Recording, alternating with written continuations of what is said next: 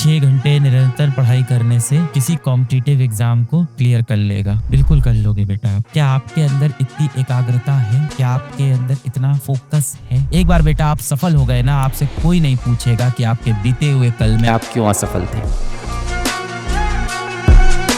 जो आपकी सारी दिक्कतें हैं, मोटिवेशन के कम होने की, डिप्रेशन की, ये सारी दिक्कतों का सलूशन आप खुद निकाल सकते हो। कंसंट्रेशन नहीं बनता है, मन नहीं लगता है, मोटिवेशन नहीं मिलता है, इन सभी चीजों को आप सॉल्व कर सकते हो। आपके पास जब बेटा कोई मरीज आएगा या आपने अपने आसपास डॉक्टर को देखा होगा, तो आप एक बात बताओ, जब डॉक्टर के पास मरीज आता है कि मुझे कोई बीमारी हो गई है, समय पे नहीं पढ़ पाता हूँ और हमेशा मेरी पढ़ाई छूट जाती है, या मुझे डिप्रेशन की बीमारी है, या मेरे अंदर मोटिवेशन कम हो जाता है, तो डॉक्टर क्या करता है ये बताओ। डॉक्टर उस व्यक्ति को टैबलेट दे देता है या उसका जांच करता है, भाई डायग्नोस करता है, टेस्ट लिख देता है और उसके बाद उसको दवाएं दे देता है कि ये दवा खा लो, ये टैबलेट खा लो, सही हो जाओगे। अब आप बताओ, वो टैबलेट क्या उसका लॉन्ग टर्म का इलाज है, हमेशा के लिए इलाज है? नहीं। टैबलेट खाने से जो अभी समस्या आई थी वो खत्म हो जाएगी। एक हफ्ते के लिए आप स्वस्थ हो जाओगे, 1 महीने के लिए स्वस्थ हो जाओगे, 6 महीने के लिए स्वस्थ हो जाओगे। डॉक्टर क्या बताता है कि आप स्वस्थ कैसे रहेंगे? जब आपकी इम्यूनिटी स्ट्रांग हो, जब आपके शरीर के अंदर की शक्ति बढ़ जाए, आपकी शारीरिक क्षमता बढ़ जाए, कीटाणुओं से लड़ने की शक्ति आपके शरीर में पैदा हो जाए। तो डॉक्टर भी दवाई पे भरोसा इतना नहीं करता जितना इम्यूनिटी पे करता है। कि मैंने 10 घंटे की पढ़ाई नहीं की, आप कुछ ऐसा बता दो कि वो पढ़ाई अब 1 घंटे में हो जाए, जो कि आप देखो कि फिजिक्स के नियम के खिलाफ बातें आप कर रहे हो। कि वो 12 घंटे की पढ़ाई नहीं की, कुछ ऐसा दे दो 1 घंटे।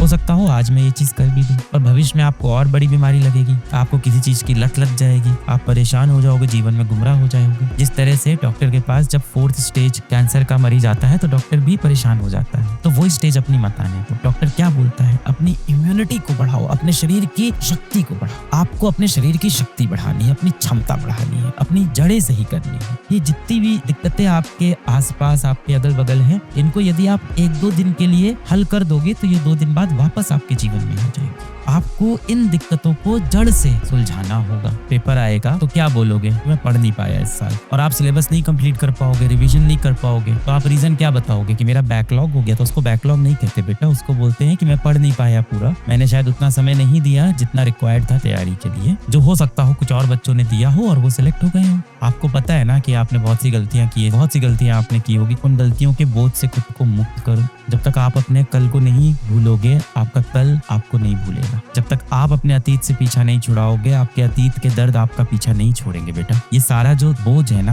ये सारा जो दर्द है, जो बोझ है, ये एकदम सीने पे लगने लगा होगा। जब माता पिता सुबह शाम देखते होंगे इस साल क्या कर रहा है बेटा, अड़ोस पड़ोस वाले पूछते होंगे आपके माता पिता से कि इस साल आपकी बेटी, इस साल आपका बेटा क्या कर रहा है? तैयारी कर रहा है। पड़ोसी क्या बोलता होगा? पिछले साल क्या कर रहा था? तैयारी। और उसके पिछले साल तैयारी, और उसके पिछले साल तैयारी। और फिर वो पड़ोसी ऐसे स्माइल देके चला जाता होगा। वो पड़ोसी असल में आपके माँ बाप और आपके हालात पे हंसी उड़ाते हुए, आपका मजाक उड़ाते हुए, नीचा दिखाते हुए चला जाता होगा। This should be your best attempt. कुछ गलतियां आपकी रही होंगी, कुछ गलतियां आपकी नहीं रही होंगी। कितने बच्चे ऐसे होंगे जिनकी ऐसा हो कि 2-3 महीने तबीयत ही खराब रह गई, हेल्थ प्रॉब्लम आ गई। किसी घर में ऐसा होगा कि शादी पड़ गई, किसी के यहाँ ऐसा होगा कि मेंटल उसको प्रॉब्लम हो गई। तो बहुत सी अलग अलग दुविधाएं होंगी, पर आप अपने कल के बारे में अब परेशान मत हो। आप सुन रहे हो? जो दिन भर आप घुटते हो, दर्द होता है, आपको जो परेशानी होती है कि मेरा पिछले साल सिलेक्शन नहीं हुआ, आप अपने बीते हुए कल को लेके अब परेशान मत हो बेटा। क्योंकि आप अपने बीते हुए कल को अब बदल नहीं सकते हो, अपने आने वाले कल को आप बदल सकते हो। आने वाला कल आपके हाथ में है, आपकी मुट्ठी में है, उसको आप बदल सकते हैं। और यदि आपके आने वाले कल में सफलता है तो आपके बीते हुए कल में क्या हुआ ये कोई नहीं पूछेगा आपसे। एक बार आपने अपना लक्ष्य पा लिया, जो भी आपके जीवन का लक्ष्य है, एक बार बेटा आप सफल हो गए ना, आपसे कोई नहीं पूछेगा कि आपके बीते हुए कल में आप क्यों असफल थे। तो अपने बीते हुए कल के ऊपर मिट्टी डालो, उसमें आप कुछ नहीं कर सकते। 6 घंटे निरंतर पढ़ाई करने से किसी कॉम्पिटिटिव एग्जाम को क्लियर कर लेगा। बिल्कुल कर लोगे बेटा आप। पर वो 6 घंटे की पढ़ाई सच में 6 घंटे की पढ़ाई हो। क्या आपके अंदर इतनी एकाग्रता है? क्या आपके अंदर इतना फोकस है कि आप जब 6 घंटे पढ़ाई कर रहे हो तो आपके इस दूषित दिमाग में, इस पॉल्यूटेड